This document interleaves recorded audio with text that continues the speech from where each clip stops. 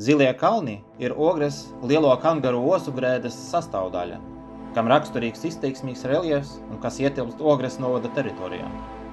Kopš 2004. gada dabas parks Ogres Zilie kalni ir īpaši aizsargājama dabas teritorija 312 hektāru platībā. Parka teritorijas lielāko daļu aizņems kujkoku meži uz osiem, vaļveidīgu auguru virknes, kas ir lielo kangaru kalnu daļa. 2013. gadā parkā atklās 30 metru augsts skatu tornis, kas izvietos dabas parka augstākajā vietā. Te sastopamas dažādas floras un faunas vērtības, 18 augu, 6 putnu un vairākas kukaiņu aizsargājamas sugas. Parkā ir izveidotas pastaigu izglītojošās vēlotakas un distanču slepošanas trases, kuras bez sniega periodā ir pieejamas nujotājiem, velobraucējiem un citiem aktīvas atpūtas cienītājiem. Parka teritorijā esošajā Dubkalnu ūdenskrātuvē ir īpaši tīrs un dzidrs ūdens, kā arī izveidotas vairākas atpūtas vietas pie ūdens. Ūdenskrātuvē var lepoties ar ļoti tīru un dzidru peldūdeni, kas lieliski piemērots niršanai. Atpūtas vietas pie ūdens aprīkotas ar ģērbtuvēm, peldsezonā ar tualeti. Pie ūdenskrātuves iekārtotas arī 5 atpūtas vietas ar galdiem, soliem un ugunskura grilu vietu. 4 meža trenažieru vietas ar pievilkšanas stieni, līdztekām, vedarpreses treniņa soliņu. Veidojoties pietiekamie biezai sniega segai, zilajos kalnos tiek iekoptas distanču slēpošanas trases ar izteikti paugurainu reljefu.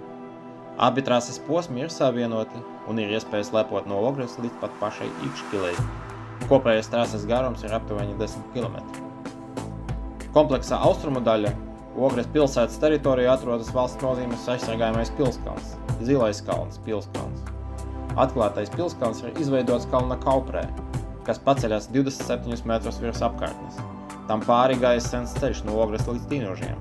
Tiek uzskatīts, ka tas ir patvēruma pilskalns, kurā cilvēki nedzīvoja patstāvīgi, bet patvērās tikai briesmu gadījumos. Tas ir bijis libiešu pilskalns. 18. gadsimta beigās un 19. gadsimta sākumā tagadējā dabas parka rietumu daļā bijis Krievijas cara armijas militārais poligons. Pirmā pasaules kara laikā, kā arī 19. gadā, Ikškilē, Ogrē un to apkārtnē notikusi kara darbība, kas skārus Zilos kalnus.